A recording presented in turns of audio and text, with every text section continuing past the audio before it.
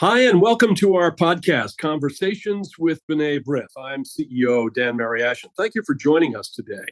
My conversation today is with Nadeem Amar, an Israeli member of the Druze community and a founding member and vice chair of the Druze Zionist organization. So stay tuned. But first, if you enjoy this program, subscribe to Conversations with B'rith wherever you get your podcasts and leave us a rating. And you can also subscribe to our YouTube channel and like us on Facebook for all of our latest content. The Druze are considered a distinct religious group in Israel.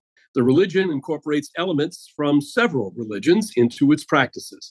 The community numbers about 1 million people in Syria and Lebanon, and there are about 145,000 Druze living in Israel. Druze community leaders requested and in 1958 were granted by the Israeli government status as a distinct ethnic community. Our guest today, Nadeem Amar, is an attorney and previously served as mayor of the Civil Council of Druze-Israel, a major town of the Druze community. Mr. Amar often meets with groups to discuss Zionism, education, Israeli society, and so many other subjects. He joins us today to talk about what many outside of Israel don't know or perhaps don't care to acknowledge, that Israel, though majority Jewish, is also a welcoming place for citizens of many religions, including Muslims, Christians, and of course, the Druze. Nadeem, welcome to the program. Thank you for joining us. Thank you, Dan. I mean, it's really an honor and privilege having me here. Thank you again for this relation between the B'rith and the Druze community here in Israel. And I will be pleased to answer and to speak about all issues I've been doing for the last 20 years as a best lawyer for the State of Israel, and speaking not only loudly everywhere in the US, Europe, and even Dubai about the beauty of the diversity of the Israeli society. Well, we have several questions that we'd like to ask you. And I want to ask you also about your own family history, and we'll get to that in just a moment. But first, the Israeli Druze community may not be very well known outside of Israel or a few other places in the Middle East. Expand a little bit on the brief introduction that I provided and tell us more about your community. Yeah, that's actually what the main obstacle or problem I face when I go to even to speak to the Jewish community in the United States, even in Europe, in Britain, and in France. They have little bit knowledge about really the Druze community in Israel and what the unique relationship between the Druze community and the Jewish people here in Israel and outside. It's like it's not a relation which starts for the last few years, but it's a strong bond, strong connection between the Druze and Jewish. It started more than 100 years ago. They were of course, before the Independence Day, as the Druze leaders at that time have a shared value with the Druze leaders living in Israel, and they cooperate together. They have a lot of discussion, especially in 1936, when a major meeting held inside Israel and outside of Israel between the Druze leader and the Jewish leader to cooperate together. And it's really, as we learn from the history, it did well. 1947, 1948, when really the war started. So hundreds and hundreds of Druze guys joined with their brothers, the Jewish, to fight that war, and many of them died. I learned a lot of that that connection and what's happened really from my late father, who was really one of the true soldiers to fight for the State of Israel. My father was at that time running. I learned it from a movie where being shown about the relation between the Druze and the Jewish. My father's job was to run between the Druze towns and to persuade, to recruit Druze, hundreds of Druze to join the army, because we have to remember that at that time, the Jewish only 600,000, 650,000 were facing major Arabs, soldiers and fighters. So, so this in that time that they needed so many, every Druze soldier to fight, and again and again. It's a lot of history, a lot of stories, and I'm so proud to be the son of my father, Sabri Ammar, who really like one of the Druze guys have a big job to make this strong and unique uh, connection, relation, bonds between the Jewish and Druze. My father served more than 31 years, and then when we talk later about my late brother was a brigadier general, to my nephews and my, so this is really what I'm saying. It's like it starts from day one when a Druze person born, like the whole family, we have this education, we love the state of Israel, we love the Jewish people. And so it's not really a surprise that now we're talking that the percentage of the Druze much higher than the Jewish going to the army, and most of them going to combat unit, special unit. And of course, good news for the last 20 years, most of them also go to college before the army, during the army, after the army, and I will talk about our role at the All Foundation to push this route also, to make this parallel, to go to the army, to be an officer, and to be educated. This is the way, this is the best way to be a proud Israeli. Well, I want to certainly talk to you about your brother Munir, and we'll get to that in just a moment. But let's go back and talk about your father for just a second. You showed me when we were together in Israel a few months ago a remarkable photograph of your father in the same photo with Moshe Dayan, who I think was the defense minister of the state of Israel at the time. Tell me about that. Yeah, as I said, my father was really one of the first soldiers there, and his job was wider than to be a soldier. As I said, he was like one of the leaders, one of the Druze leaders inside the army, just like to a and then when he served so long time, so my father's job was to be nearly responsible for every non-Jewish soldier at that time, like for nearly everything about his life, about his situation in his family, and all the time to try to persuade more and more Druze soldiers to join the army. One of his duties, unfortunately, when a Druze soldier died, so it's a military funeral, and of course it's obvious that my father should come, and he did come with all the figures, political figures or army figures to the funeral. The photo I show you, it was in 1969, where Druze soldier died in the later terminal. Later, in his father became a member of Knesset of the Likud party, one of the closest friends to the late Menachem Begin. His name Amal Nasruddin. So my father came with the defense minister, with all other officers to the funeral, and this is the photo I show you. But I always remember, as we were kids, that all the time in my house there is a party, there is a lot. But at that time, like coming even to the party, they came with the army uniform. The Jewish and Druze came together, celebrate together. So like we grow up in this atmosphere at my home, and many story I heard from my father, how it's really did well. How in 1950, even like he wear a tie and in a wedding party in Tel Aviv with the Jewish in a Jewish wedding day party, and many of these meetings been held at my parents' home, which still exist until now.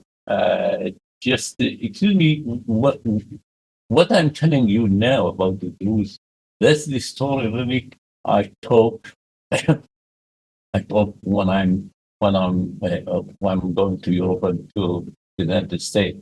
That the bottom line, that there's some kind of false pictures of Israel.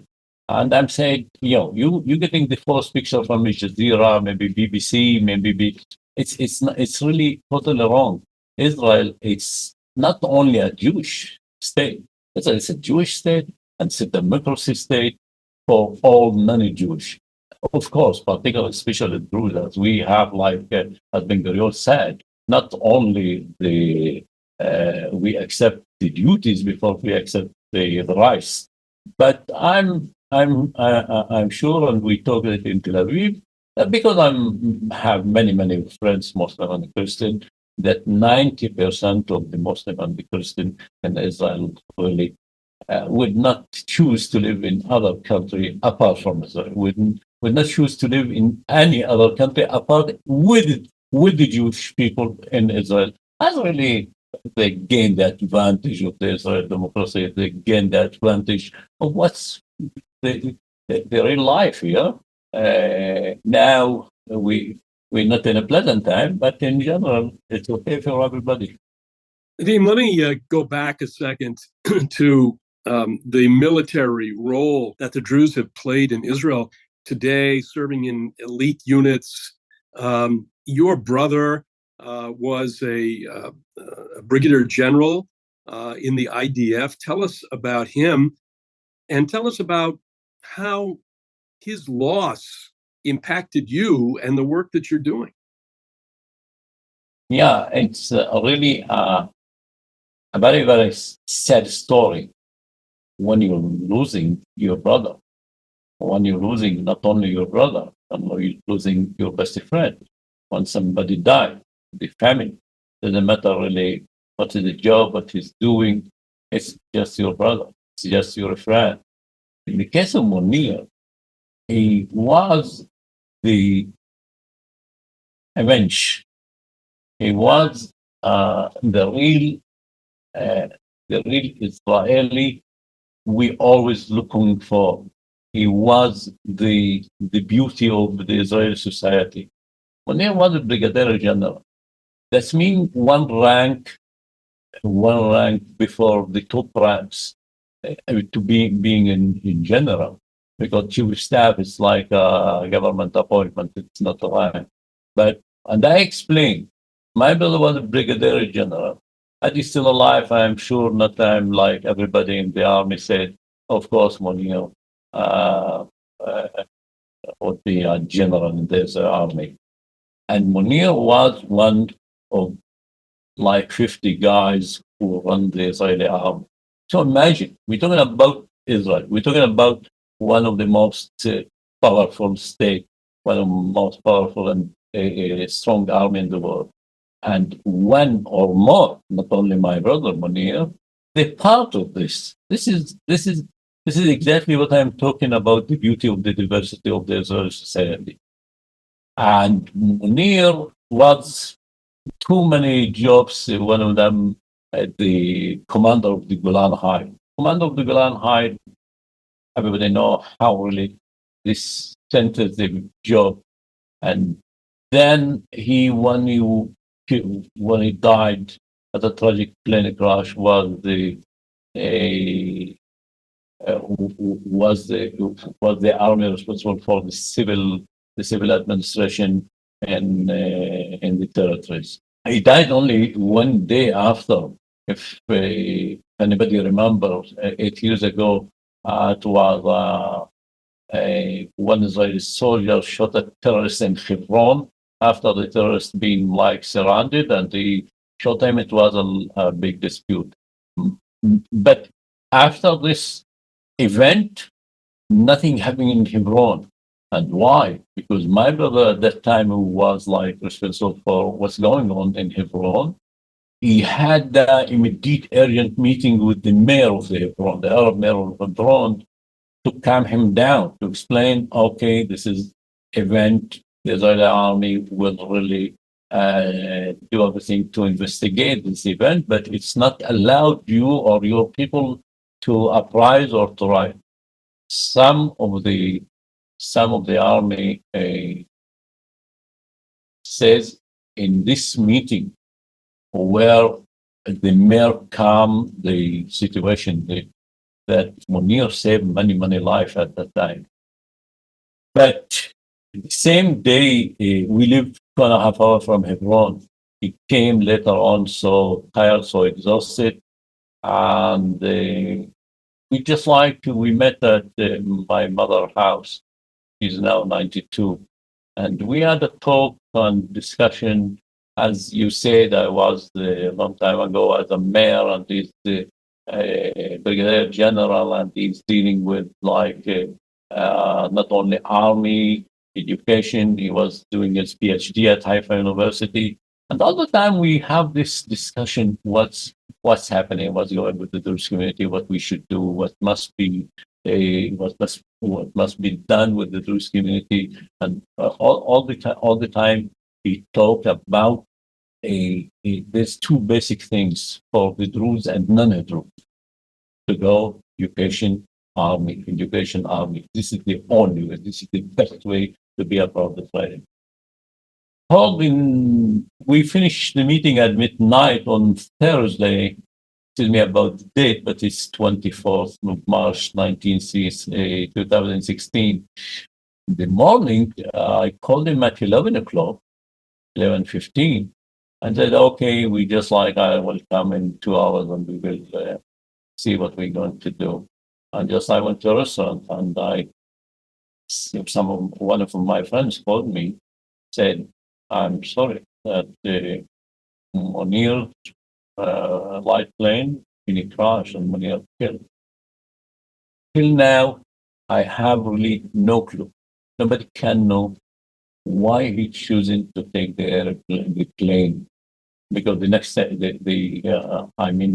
he was going to the base back.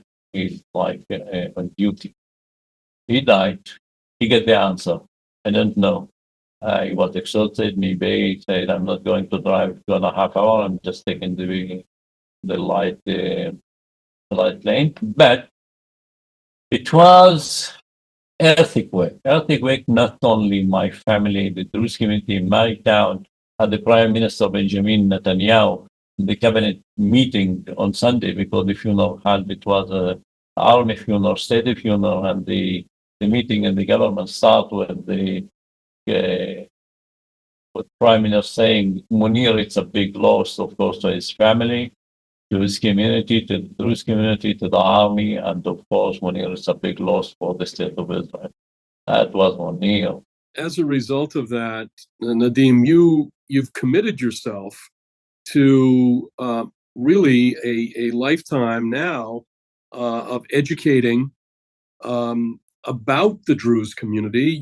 You founded the OR Foundation. Tell us about the mission of OR and how your brother and the work that you were doing as the mayor of Julis and all the other things that you were involved in. How is it now coalesced into working on these projects to try to bring Jewish community and the Druze community together even closer, and also to educate about the Druze community, not only in Israel, but of course abroad. So tell us more about that.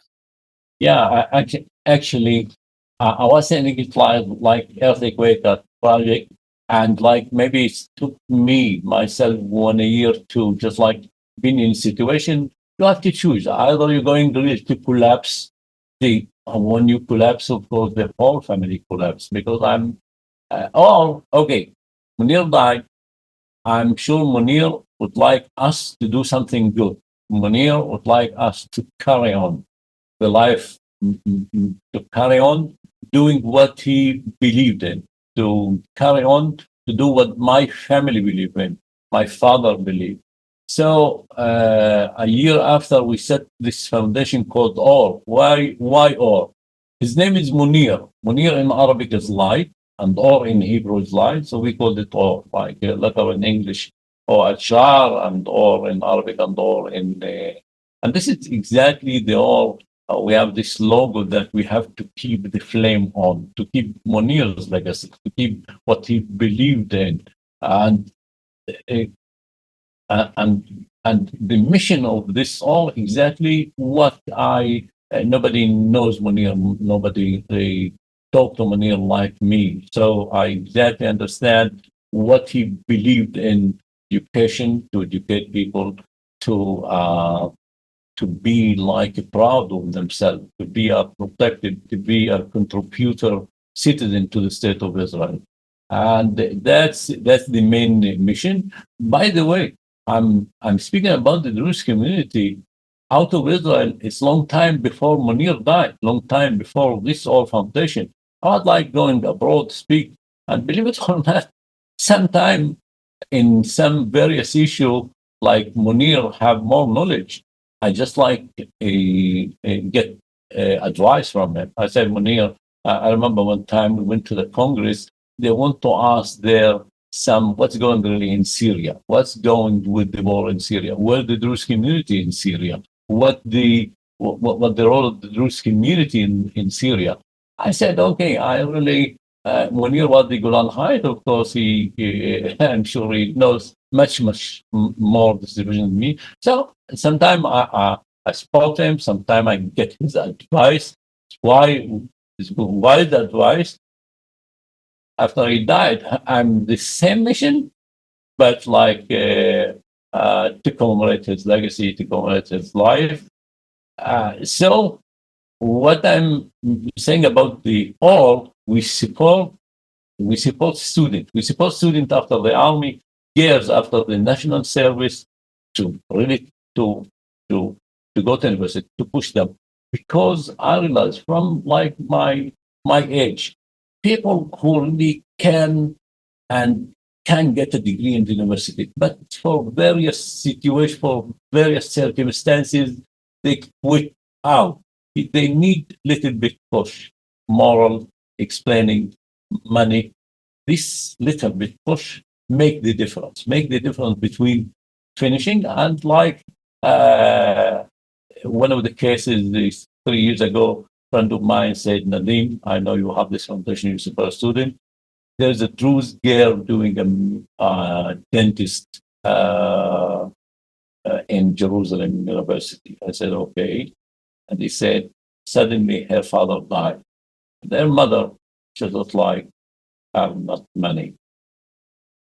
And I said, okay, this is a special case. This is like a case where even at that time we're not like a scholarship ceremony. I said, okay, we're going to support this girl to pay her tuition fee for 2 years. What? For me, she finished. She wrote me a letter, and I never met her till now. And she said, without you, I'm not sure if I could really cope with the post. And this is one of the cases. I like also to mention, 3 years ago, we gave 30 students, each student $1,000. And one of the donor, she from Nigeria, she supported Israel. She loved the state of Israel. I have this connection with her. We sometime I visit. And after this ceremony, and we gave the most needed student. It was very harsh and very to choose these 30 needed. When we finished in our way out, she looks to me, said, Nadeem, be sure your brother Munir is so proud what you're doing. And that's for me, wow. It must have been great satisfaction. Nadeem, I want to ask you, as a member of a minority group within Israel, does it surprise you that much of the world does not see or respect Israel's diverse and inclusive society, such as it is? The kinds of things that you're working on. We've talked about the role of the Druze in the military, now about education. Does it surprise you or not that people simply they don't see or respect what the reality is on the ground? In some way, really not surprising me. And why? Because we see exactly what happened since October the 7th. Since October the 7th, that it was one of the most terrorist attack, one of the most inhuman behavior attack against civilian. It really, and okay, maybe only after 1 month that the world understand the right of Israel, the right of Israel to defend itself. Unfortunately, it happened like now everywhere that Hamas is right and Israel is wrong.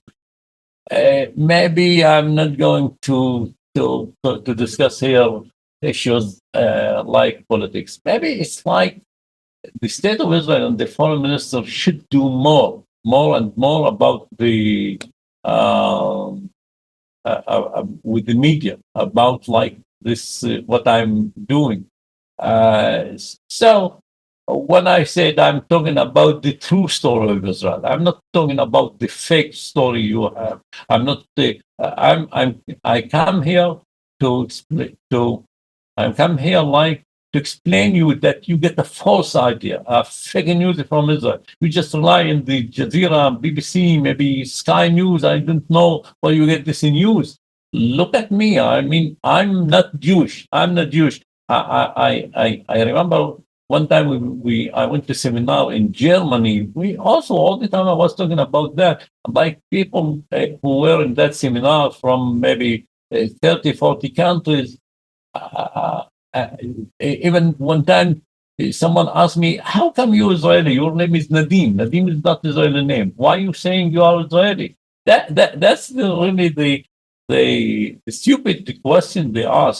How come you are Israeli? Because your name is Nadeem. Because they have this really picture that Israel, Jewish place, only Jewish place, and everybody who is not Jewish maybe he's not even have no passport or citizenship or we've been discriminated.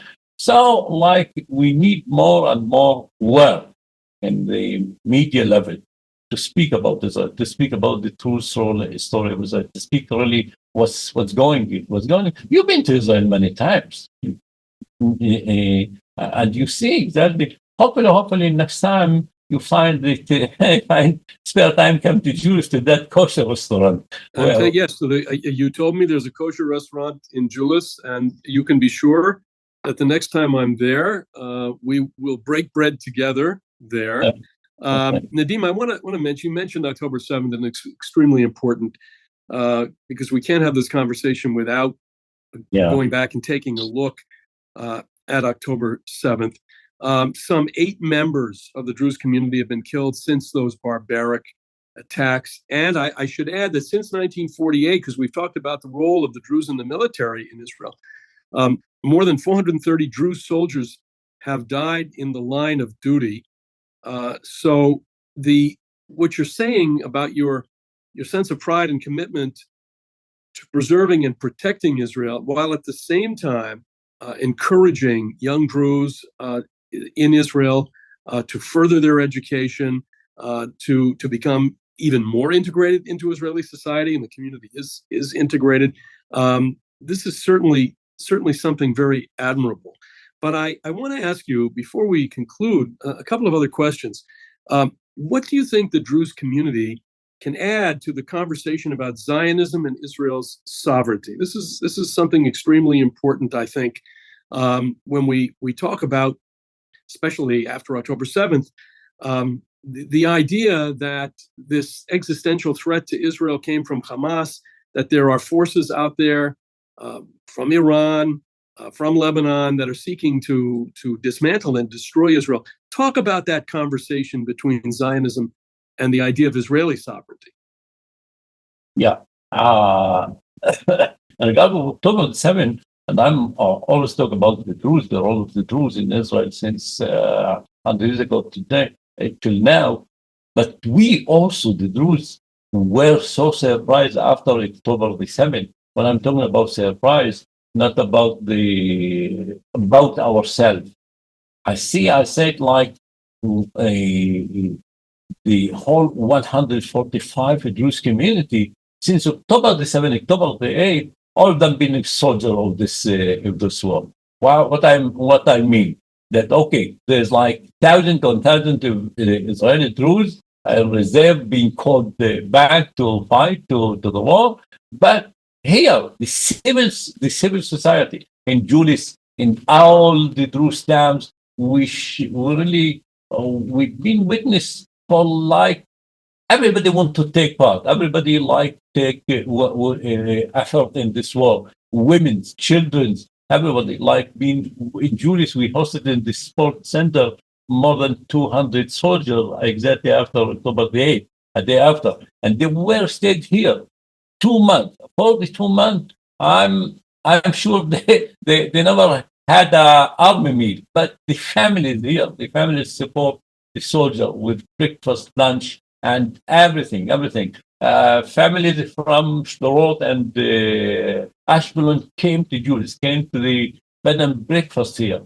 They came for 1.5 months, free, no charge at all. And again, like the people here in Julis heard that there's families from Ashkelon and Sderot came to Julis all the time. They provide them food, games for their children. They hug them.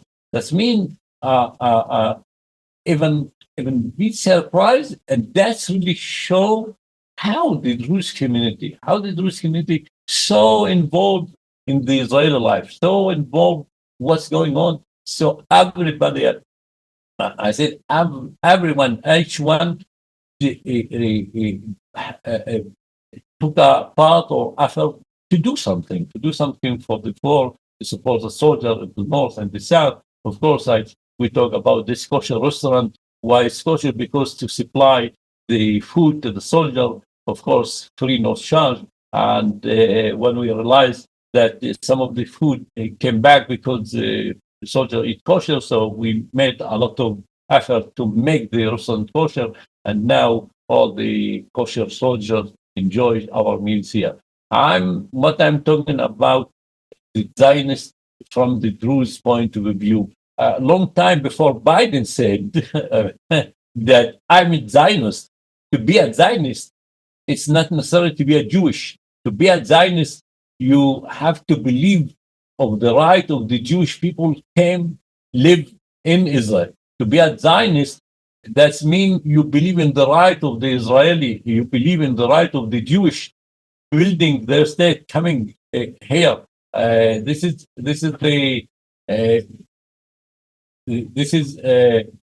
what to be a Zionist, and this is Zionist organization. We call the Druze Zionist organization, being founded by my lady friend Abu Yoel. His name Abu Yoel, nickname Abu Yoel. He with another 15 soldiers in 79 when the UN passed a resolution that Zionist is a racist. We remember the father of the President Herzog. He himself was the president when he said on the stage of the UN that this resolution is really void, and so these 15 Druze soldiers said, okay, we're going to give an answer to the UN. We're going to found a Druze Zionist movement. We support the Jewish. Zionism is not only not a racist. Zionist is belief. Zionist is the basic, the heart core of the Jewish people living here in Israel. And this is benefit not for only Jewish, benefit for me, for the Druze, for, believe it or not, for the vast majority of the Arab, Muslim, and the Christian living in Israel. Nadeem, I want to ask you one other question. I know that you are also very active and involved with the Druze artistic community. We've talked about education. We've talked about furthering college education, university education, the role in the military. What about the artistic community? Yeah, there's actually, I've been involved in art foundation. I'm myself not an artist, but we developed in 1996, 97 here in Julis, a foundation who deal with the art, painting, sculpture, and it's again through this organization. We went to Sderot, to other Druze towns, other Jewish towns, but not only. We went to Bratislava in Slovakia 2-3 times, and another maybe to Paris. I remember one time I opened a gallery in Paris 2006, and we talked about this again. We were together. I'm not artist, but 5-6 Israeli artists together, Jewish, Druze, Muslim, and Christian. And of course, when you come with the artist to represent the state of Israel, you come with this what I'm talking, the beauty of the diversity of the Israeli society with artists. Artists, there's no border for artists. There's no but in this field, I must admit, we have to do more. In this field, I have to say, we have it's a Druze mother, like a Jewish mother, to be educated, either a doctor or a lawyer, not to be an artist. so I must say, we have to do more, to encourage more people who really who have this touch with art, but maybe they quit because they want to be a lawyer, or they want to be a doctor, or they want to be an officer.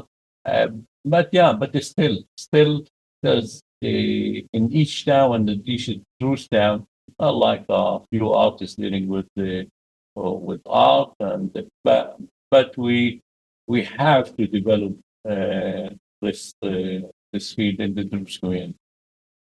Well, to find out more about the Or Foundation and its important work, you've heard about it, but to find out more, you can email Or at desk, as in desk212 at AOL.com, or you can call area code 917-930-2500 to find out more about its important work. Nadeem, really, we greatly appreciate the tremendous contributions that the Druze community has made to Israeli society, not only to the military, but in so many other ways. And we thank you for taking part in Conversations with B'nai B'rith, our podcast today, and introducing us to an aspect of Israeli society that is not well known. It should be better known. And we hope that through more of your engagements with our community, and as you travel around the world, that story will be much better known. Thank you for joining us today. I really do appreciate you appreciate your organization, B'nai B'rith. I'm looking forward that the Druze community to have this cooperation, to work with you closely to improve the situation here in the Druze community, because what I'm saying to the Jewish people live outside of Israel, empowering, encouraging, and investing in the Druze community. This is the best way. This is one of the ways you ensuring Israel's security. You ensuring really the state of Israel by really hugging, by investing, by knowing more about the Druze community in Israel. Thank you. It's an honor being your guest. And that concludes today's episode of the Conversations with B'nai B'rith podcast. Thank you to my guest, Nadeem Amar, and to you for tuning into our show today. Remember, the conversation doesn't end here. Share this episode with others, post about it on social media, or leave us a comment or a rating. For all of our latest content, and if you haven't already, follow or subscribe to Conversations with B'nai B'rith wherever you get your podcasts. Subscribe to our YouTube channel and like us on Facebook. Stay tuned for more exciting content in our next episode. Until then, till our next Conversations with B'nai B'rith podcast episode, this is your host, Dan Mariaschin. Take care, everyone.